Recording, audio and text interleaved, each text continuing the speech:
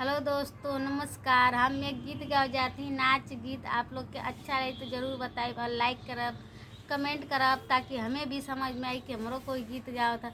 आप लोग बस थोड़ा सा हमें के प्यार डालो, बस 2 मिनट का सुन लिया लो। हमें भी आप लोग प्यार दे तो प्लीज़ दोस्तों हमारा गीत आप लोग पूरा सुनो। अरे बनारस शहर मजेदार हो, पिया हमके घुमाएदा। बनारस बजरिया मजेदार हो, पिया हमके घुमाएदा। ओ बनारस शहर मजेदार हो, पिया हमके घुमाएदा। हमके घुमाएदा पिया हमके घुमाएदा। हमके घुमाएदा पिया हमके घुमाएदा। हो बनारस शहरिया मजेदार हो, पिया हमके घुमाएदा।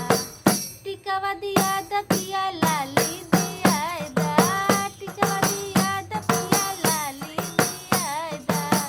टिकवा दिया द पिया लाली दियाएदा।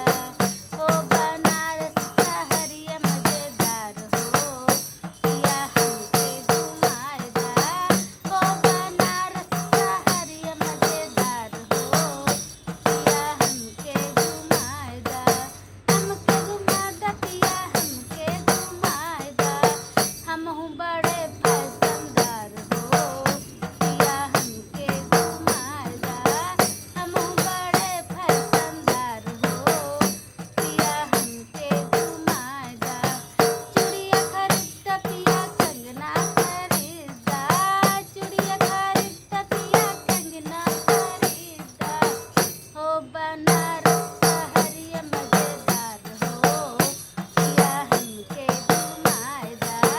हो बनारस शहरिया मजेदार हो, पिया हमके घुमाएदा। हमहू बड़े फैशनदार हो, पिया हमके घुमाएदा। हमहू बड़े फैशनदार हो, पिया हमके घुमाएदा। लाली खरीदा पिया बिंदिया खरीदा। लाली खरीदा पिया बिंदिया खरीदा। हमके खरीदा तुझी हो, बनारस शहरिया मजेदार हो, पिया हमके घुमाएदा। तो प्लीज़ दोस्तों हमारा गीत आप लोग के कैसन और पूरा सुनो और प्यार हमके बस थोड़ा सा आप लोग दे प्लीज़ दोस्तों।